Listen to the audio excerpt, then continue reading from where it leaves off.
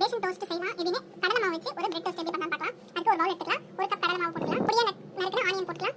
Capsicum போட்டுக்கலாம். குடை மிளகாய், கொஞ்சம் தக்காளி போட்டுக்கலாம். ஓமம் கொஞ்சம் போட்டுக்கலாம். தேவையான சால்ட் போட்டுக்கலாம். ரெட் சில்லி பவுடர் தேவையான அளவு ஒரு ஸ்பூன் போட்டுக்கலாம். தனியா ஒரு அரை ஸ்பூன், ரெட் சில்லி ஒரு ஸ்பூன், தனியா அரை ஸ்பூன், கொத்தமல்லி பொடியா நறுக்கினது கொஞ்சம் போட்டுக்கலாம். இப்போ கொஞ்சம் தேவையான தண்ணி ஊற்றி இதை கொஞ்சம் கரைச்சிக்கலாம். பஜ்ஜி மாவுல பேசவும் கொஞ்சம் தண்ணியா கரைச்சிக்கலாம். ஃப்ரெண்ட்ஸ், நம்மளோட டிப்பிங் இதை கரைச்சி வச்சாச்சு. முக்கி எடுக்கிறதுக்கு இதுக்கு பிரெட் தேவை. பிரெட் எடுத்து இந்த மாதிரி இதில் முக்கிக்கலாம். கொஞ்சம் நெய் ஊற்றிக்கலாம். ரெண்டு பக்கமும் வேக வச்சு எடுக்கலாம். ஃப்ரெண்ட்ஸ், ஒரு பக்கம் வந்துச்சு, ரெண்டாவது பக்கம் எடுத்து போட்டாச்சு, வேகட்டும். ஃப்ரெண்ட்ஸ், ஃபர்ஸ்ட் தோசைக்கல்ல கொஞ்சம் நெய் போட்டுக்கலாம். நெய் போட்டோன்னே பிரெட் எடுத்து போட்டு இதனால இன்னும் கொஞ்சம் நெய் ஊற்றிக்கலாம். ஒரு பக்கம் வந்துச்சு, இன்னொரு பக்கம் திருப்பி போட்டாச்சு. இந்த பக்கம் வந்துச்சு நம்மளோட பிரெட் டோஸ்ட், கடலை மாவு பிரெட் டோஸ்ட் வெஜிடபிளோட போட்டு ஹெல்த்தியானது ரெடி ஆயிடும்.